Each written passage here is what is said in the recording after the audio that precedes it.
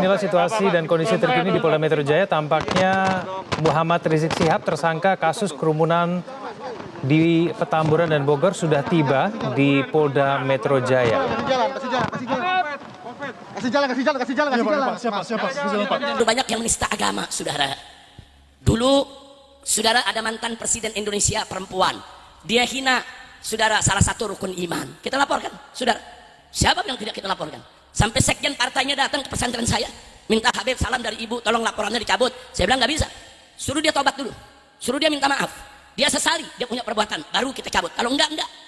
Ada lagi jenderal, saudara, ada jenderal, saudara, ini jenderal sukanya perang lawan baliho. Kalau lawan saya nggak berani, lawan baliho berani, saudara. Apa dia bilang? Dia bilang Tuhan itu bukan orang Arab. Lah kok Tuhan diorangkan? Tuhan memang bukan orang, goblok. Betul. Saat ini Habib sudah tiba di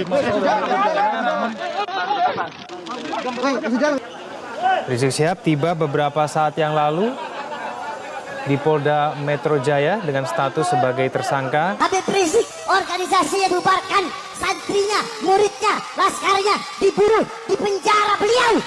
Terus kalian tidak ada tai kuku daripada Habib Rizik. Terus kalian. Ini wasiatnya nih, ikuti. Kalau nggak cocok sama Nabi, kalau kau berani tempeleng, begitu kata Gus. Kalau tidak berani, tinggalkan, jangan dihormati. Itu saya pegang. Ada yang mengatakan tidak ada wali songo, dan kita pribumi dianggap kacung-kacung oleh mereka. Kita yang jadi tuan rumah di negara sendiri, nah kita dianggap jongos. Ormas manapun yang anti NKRI, NU yang dihajar. Ini biar paham. PKI berontak NU, DI berontak NU, sampai EPI NU juga. Sampai EPI bilang Gus Dur buta mata buta hati. Bayangkan, itu cucu Nabi, katanya itu cucu Nabi itu.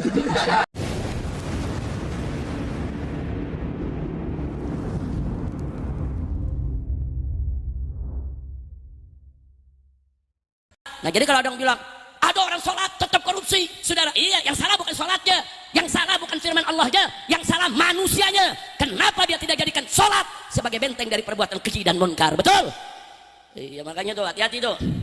Tuh ngelawak-ngelawak begitu, saudara, itu pelecehan, penistaan. Dan sudah kita laporkan, saudara. Tinggal kita tunggu aja prosesnya.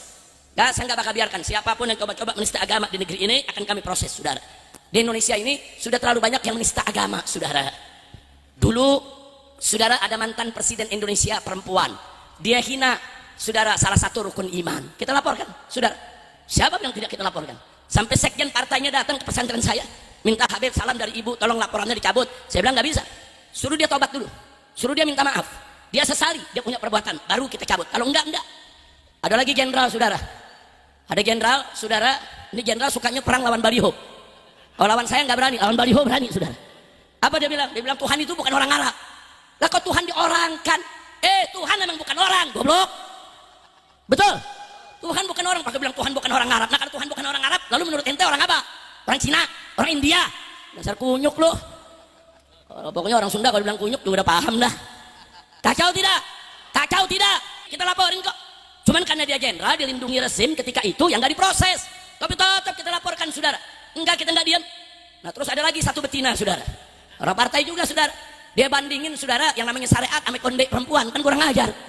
Saudara, ini apa lagi maksudnya? Ada lagi menteri, saudara.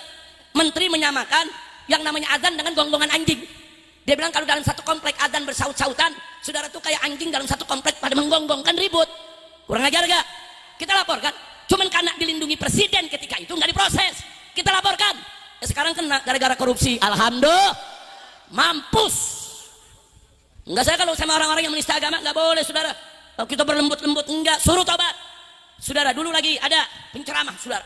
Kalau ceramah, saudara, ngajak orang kafir berjamaah. Bagaimana caranya? Dia ledek Nabi. Saudara-saudara, Nabi itu dulu rembes. Masih kecilnya tuh ingusan, korengan, kurang ajar. Dia bikin orang ketawa, saudara. Begitu dia hina Nabi, orang ketawa yang hadir, murtad semuanya, saudara. Nggak boleh. Yang begitu kita laporkan. Sudah, saya nggak peduli. Dulu Gus Dur mengatakan, saudara, kitab suci yang paling porno di dunia itu Al-Quran. Kita lapor. Siapa yang tidak kita lapor, saudara? Sampai 157 kiai dari Jawa Timur menulis surat pernyataan sikap mau dikirim kepada Gus Dur untuk diminta bertaubat, saudara. Nah itu surat diantar oleh Gus Lutfi Basori Alwi, datang ke rumah saya, Habib, antarkan kami untuk mengantar surat ke Gus Dur. Saya antar. saya antar, saya duduk di depan Gus Dur, diserahkan itu surat dan dibacakan saudara. Nah, akhirnya Gus Dur saat itu janji, ya sudah, Gus Dur yang mau klarifikasi ke kiai-kiai saudara. Tapi sudah kita sampaikan saudara, nggak ada, saya nggak pilih-pilih bulu saudara, mau presiden kek, mau jantan, mau betina saudara, mau jenderal kek, mau menteri kek, kalau coba menghina agama, proses hukum nggak boleh dibiarkan, betul? Maka itu saya mau tanya semua, siap bela agama, siap bela Islam, siap bela Quran, takbir. Ini ajaran-ajaran yang tidak tepat, akan memalukan Rasulullah di akhirat kelak, di mana anak keturunannya bodoh-bodoh. Kenapa? Karena hanya mengandalkan nasab saja. Bahkan banyak yang disclaimer, saya turunan Rasulullah, di dalam tubuh saya ada darah Rasulullah. Siapa yang menghormati saya sama dengan menghormati Rasulullah. Siapa yang membenci saya sama dengan membenci Rasulullah. Kalaulah saya berbuat baik, ikuti. Kalau saya berbuat jelek, jeleknya jangan diikuti. Tetapi zat sayanya harus tetap dihormati dan dimuliakan, karena di dalam diri saya, zat saya ada darahnya Rasulullah. Ini ajaran-ajaran sesat. Bahkan istri-istri Nabi dikatakan dalam Al-Quran, kalau mereka berbuat yang tidak baik, maka dosanya 2 kali lipat. Wa ulhiqa bihinna manintasaba ilaihi sallallahu alaihi wa alihi wasallam min ahlihi ghairihinna wa min durriyatihi sallallahu alaihi wa alihi wasallam. Hadirin ma'asyiral muslimin rahimakumullah. Inilah pada malam hari ini saya hadir memenuhi undangan Abah Yai Ja'far Shadiq, selain untuk bersilaturahmi juga ingin mengajak kita semua untuk bersama-sama membawa umat ini menuju dalil, bukan menuju doktrin. Bahkan haram bagi para santri, para kiai yang sudah balagha rutbatal ijtihad, dia sudah bisa membaca kitab, dia sudah bisa membaca ilmu qawaid, bagaimana istimbat, kemudian di dalam agama dia masih bertaklid kepada orang lain tanpa mau meneliti tentang apa saja, tentang agama, tentang doktrin-doktrin seperti tadi. Kita tidak boleh bertaklid, tetapi harus mengistimbati dengan dalil. Nahnu atsba'ud dalil haitsuma yamil namil.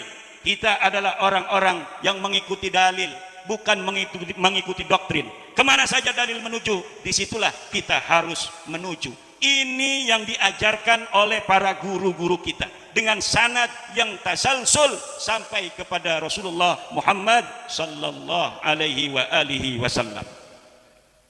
Hanya NU melanjutkan perjuangan Wali Songo. Masya Allah. Bayangkan, kenapa saya sekarang ikut di belakang tapi udah tua. Ada yang mengatakan tidak ada Wali Songo, dan kita pribumi dianggap kacung-kacung oleh mereka. Ayah saya pejuang Hizbullah, karena ayah saya ada santri pertama Mbah Hashim Asy'ari. Santren ditinggal, anak ditinggal demi kemerdekaan. Kita yang jadi tuan rumah di negara sendiri, nah kita dianggap jongos. Sudah saatnya sadar kita. Ormas manapun yang anti NKRI, NU yang dihajar. Ini biar paham. PKI berontak NU, DI berontak NU, sampai EPI NU juga. Sampai EPI bilang Gus Dur buta mata buta hati. Bayangkan, itu cucu Nabi, katanya itu cucu Nabi. Apa pernah engkong lu ngajarin begitu? Masih yang begitu mau ditiru juga. Undanglah kiai-kiai kampung yang jelas ketahuan. Kalau ada duit untuk pesantren, betul-betul. Kenapa ngundang yang lain-lain? Setan banget loh. Ini saya ngomong apa sih ini ya?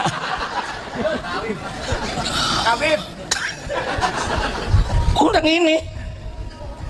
Pahin. Siapa yang gak marah Gus Dur hina? Nah ya, saya wasiat begini. Sini nak. Nanti kalau kamu sudah jadi tokoh di masyarakat, Babul Habib, begitu katanya nih, Babul Habib nih. Yang pertama, kita orang NU wajib percaya adanya Duriyah Nabi besar Muhammad SAW. Wajib percaya. Yang kedua, ikuti. Kalau akhlaknya kayak Nabi, kelakuannya kayak Nabi, begitu doh. Dakwahnya kayak Nabi, ikuti. Dua, ini wasiatnya nih, ikuti. Kalau nggak cocok sama Nabi, kalau kau berani, tempeleng. Begitu kata Gus Dur. Kalau tidak berani, tinggalkan, jangan dihormati. Itu saya pegang. Kalau nggak berani nempeleng, jangan diundang, jangan Udah itu patokan kita, betul apa betul? Nah kalau yang benar mah jangankan nabi, durian nabi, monyet kalau ngomong judi online hukumnya haram, ikutin itu walaupun monyet.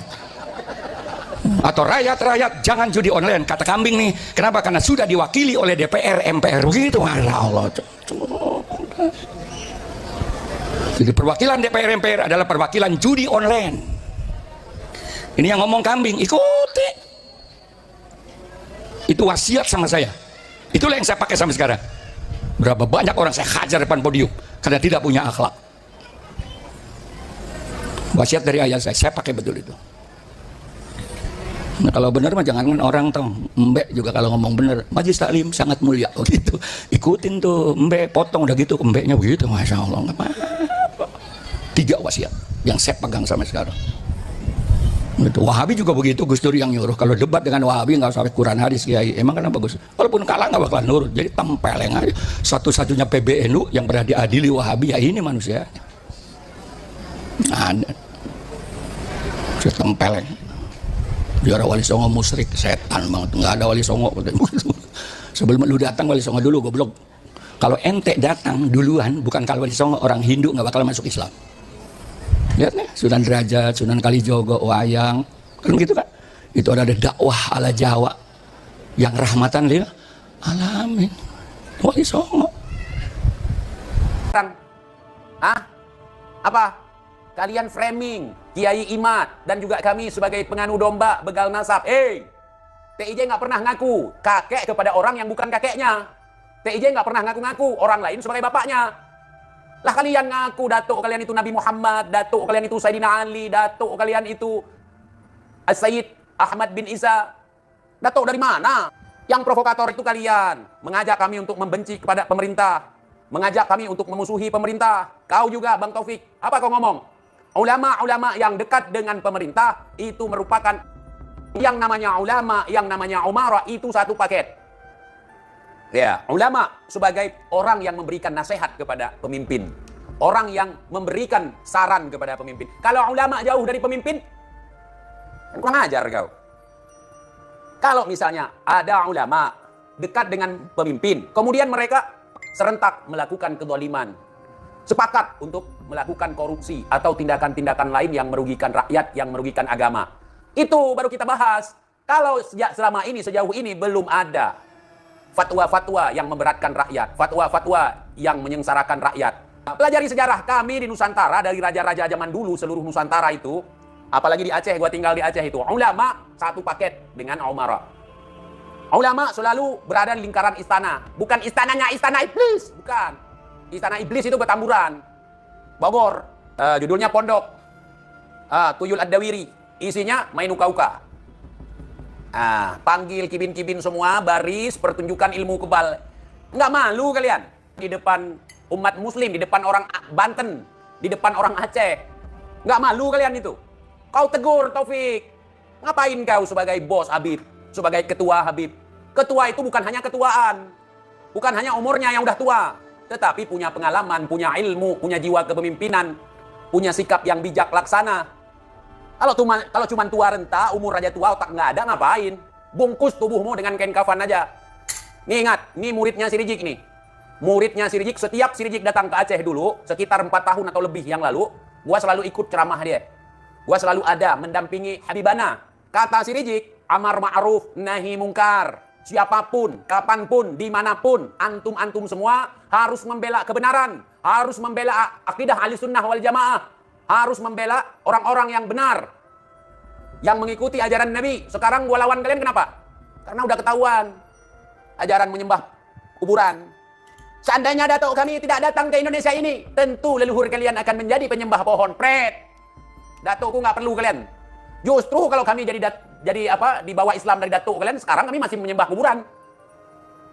Nah, kita masih menyembah kuburan sekarang, saudara. Sepi masjid, ramai di kuburan. Masjid sepi, kuburan ramai. Gitu. Di sini ada Masjid Habib, nggak terlalu banyak jamaahnya aku lihat. Yang banyak di kuburan, kecuali kalau ada potong sapi. Maulid judulnya. Syukur datuk-datuk orang di sini, bukan datukku nggak ada yang mualaf. Nggak ada yang mantan kafir datukku.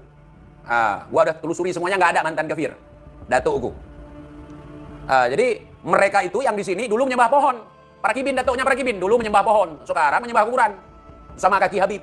Jadi gua bukan benci sama ras kalian, bukan, nggak ada kebencian. Gua juga banyak teman Habib di sini, tapi nggak kayak kalian.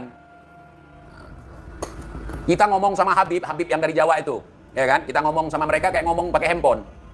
Ujung-ujungnya duit. Ana bukan gimana-gimana nih bang, Ana ya maaf ya bang ya, Ana bukan gimana-gimana. Anak Ana lagi sakit bang, Ana butuh duit. Beberapa hari ke depan, Ana bukan gimana-gimana nih bang. Si Umar, anak Ana itu nggak ada susu bang. Kok susu anak ente gue yang tanggung, Bib? Hah? Bukan gimana-gimana nih. Bukan gimana-gimana. Hah? Bukan gimana-gimana. Kok lu yang beranak, gue yang sibuk. Lu yang beranak, kok gue yang repot. Jadi begitu, Taufik. Kau pikir kau siapa? Ulama, cucu Nabi, orang hebat, harus dimuliakan. Kalau nggak dimuliakan nggak masuk surga gitu. TIJ ini, siapapun TIJ muliakan. Sekalipun TIJ muliakan. Jangan kau tanya, kenapa banyak orang yang membenci kami? Kalian introspeksi. Kenapa kami dibenci? Itu. Jadi gitu, Bib. Jangan ketika ada masalah, orang lain yang kita salahkan, nyari-nyari kesalahan dia. Coba kalian bilang lagi, berani nggak kalian ceramah lagi bilang, datuk kami, kalau kalian nggak ngikuti kami, kalian itu nggak akan jadi wali. Persetan dengan itu, gua nggak mau jadi wali karena orang. Saya menangis karena Nahdlatul Ulama yang selama ini dicitrakan sebagai organisasi keagamaan panutan penuh dengan akhlakul karimah yang sering mengkritik praktek-praktek tidak terpuji dari pihak-pihak lain, ternyata digambarkan dalam media massa begitu buruk.